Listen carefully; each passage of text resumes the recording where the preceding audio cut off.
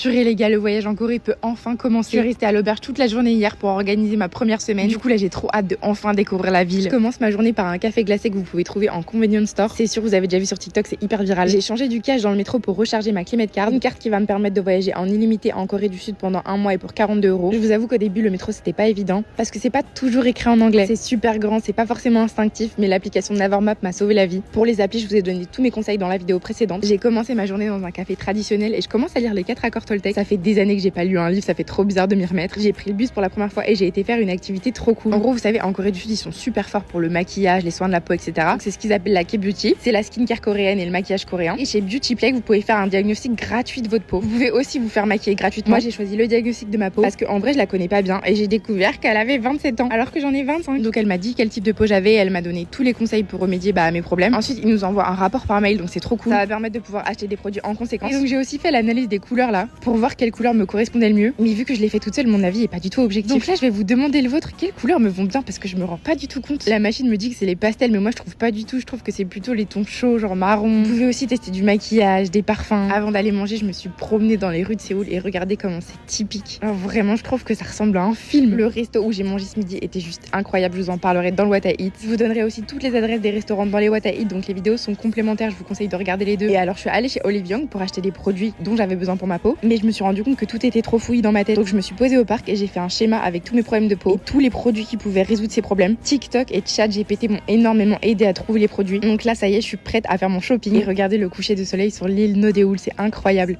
C'était hyper romantique, il y avait plein de couples. Et là, je vous conseille de tourner votre téléphone parce que c'est vraiment plus beau en format paysage. J'ai rarement vu un coucher de soleil aussi beau, j'en revenais pas à mes yeux. Et je me suis rendue à mon deuxième spot, donc là, va falloir monter les marches parce que c'est très en hauteur, mais franchement, ça vaut le coup parce qu'on a une vue sur tout Séoul et c'est juste incroyable. Encore une fois, je vous conseille de tourner votre téléphone parce que ça vaut le coup d'œil. Moi perso je m'en lasse pas, mais imaginez-vous avec le casque, la musique dans les oreilles, c'était incroyable. J'avais l'impression d'être dans un film. Pareil, sur le chemin du retour, j'ai emprunté plein de petites ruelles. Et je sais pas si vous avez regardé des K-dramas, mais je me serais vraiment cru dans un K-drama. C'est exactement les mêmes petites rues. Je suis allée prendre le métro et alors dans le métro, il y a un piège. Vous avez beaucoup de magasins de vêtements. Et moi j'avais ce sac qui me faisait de l'œil depuis ce matin et c'était vraiment pas cher, donc j'ai pas hésité à l'acheter. Et alors ça y est, je suis fin prête à claquer toute ma thune chez Olive Young. J'ai dépensé 100 balles et dites-vous, j'ai même pas trouvé tous les produits. N'oubliez pas de donner votre passeport parce qu'ils vous remboursent la taxe. Et j'ai terminé ma journée avec des tteokbokki à Myeongdong.